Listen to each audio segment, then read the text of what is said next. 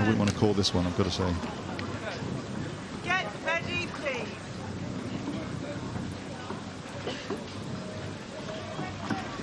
So this is the half of the first 8 that raced at the NCAA's last a few weeks ago. The other half, the guys aren't eligible to race here in a university event, so here they're coming over to race.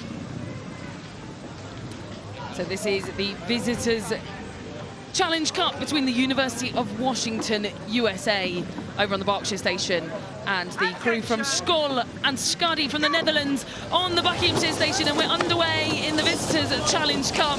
And I cannot call this one, Adrian. I think it's going to be amazing to watch Washington coming down this course, though. Yeah, it's great here with a little bit of steering issues here on the right-hand side from the Dutch crew. I'm sure they'll get back on top of that quite soon. You can see there the boys, they were steered towards them, steering away. Now they're going to, if they don't sort this out quite quickly, there we go. They've straightened themselves up. Here we go. Here's the dogs from Washington. Really efficient. Look at that. Just no body movement at all. Really horizontal. Guys, that's a really simple bit of rowing, aggressive rowing, and out to half a length early on. Yeah, we just saw a great shot there of Gert-Jan van Doorn in the 2-seat for Washington, making some really sort of barking calls at his crew.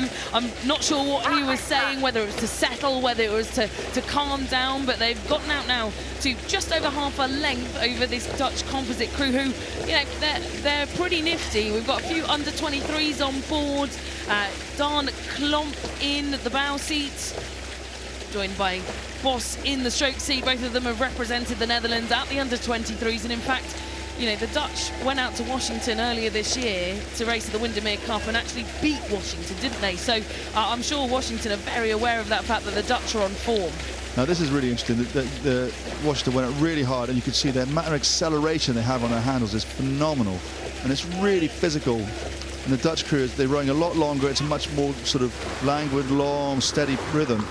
And the UW got up to quite a lead, but in the transition, they stopped moving away.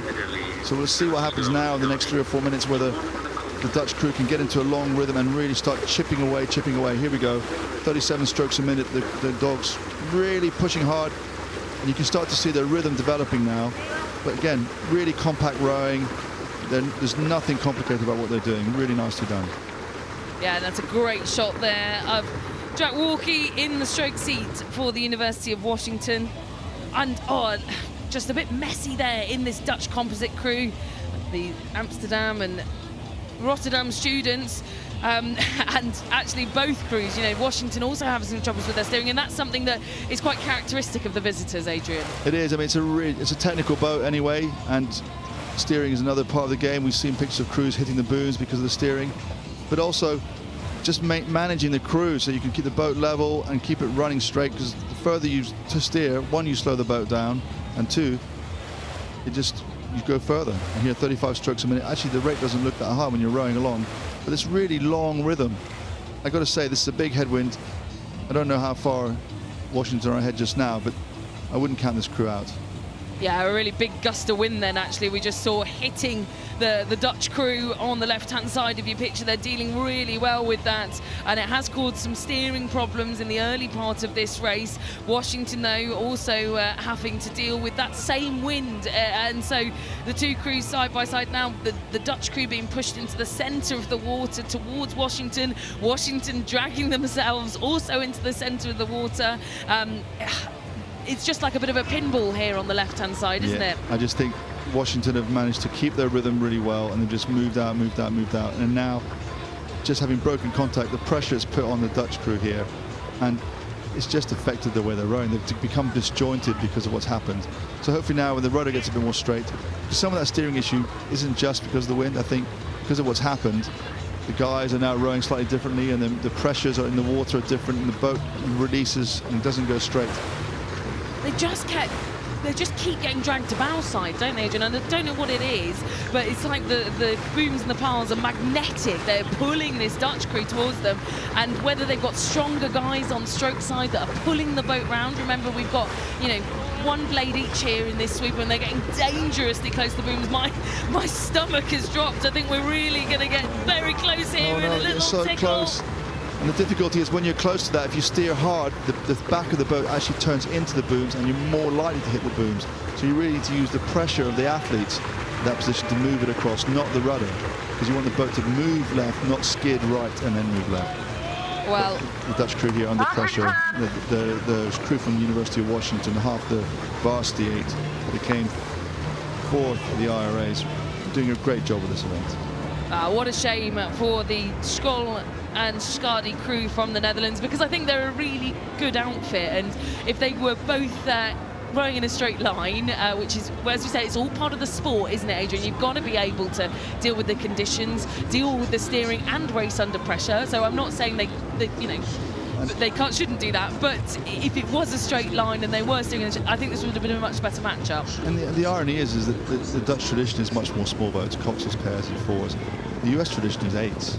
So these guys don't do coxswains boats very often. So for them to drop out of their 8, I know there's some international experience in this Washington crew, but for them to drop out of an 8 and drop into a coxswains 4 and manage everything that's going on as well as they have, really very impressive. They're going to be one of the crews to contend for this as we go through the regatta. Yeah, and it's been a little while since we've seen the University of Washington winning an event here at Henley Royal Regatta. It was back in 2018, so 4 years ago in the Temple Challenge Cup. That's quite a long time, isn't it? It's quite a long time. I mean, they haven't travelled, I don't think, that often. COVID has disrupted that. And it's a good crew, and it's going to be good to see as they progress through the weekend how they develop. They're going to come up with some very stiff competition. And here we can see Oxford, you see Washington University's just really simple rowing, and the umpire's flag just went up. I don't really know why, because they're so far ahead at the moment. Sarah Winkless, the umpire, just thinking that given the rate that the Dutch crew are now going at, and I think they have mastered the steering now in these last kind of 50 strokes or so. I don't want to give them the commentator's curse, but they seem to have been running fairly well. They are catching up because Washington have dropped the rating, they've dropped the power, and I think that this crew from the Netherlands are still rating and racing quite high, so they're drawing closer to Washington, which is why Sarah Winkless probably wants Washington to get out of the way. Yeah, I'm not sure from the umpire's position you can see that. They want to make sure there's no clashing, but this Washington crew has this totally under control. And you can see the amount of time they have when they sit still at the finish. The boat carries on accelerating, and they just simply slide up and cover the blades. It's really very straightforward. And it looks easy to do, and it is a really simple stroke, but it takes hours and hours of time to get it to look this good. Yeah, lovely display of rowing here from the University of Washington, who are putting a stamp on their card as ones to firmly watch here in the Visitors Challenge Cup. Back again, a long time since their last win here at Henley Royal Regatta, and wanting to turn that around. It's Dutch crew then from Skøll and Skadi, a few lengths back, and there is the confirmed result. The University of Washington will progress through in that, the Visitors Challenge Cup.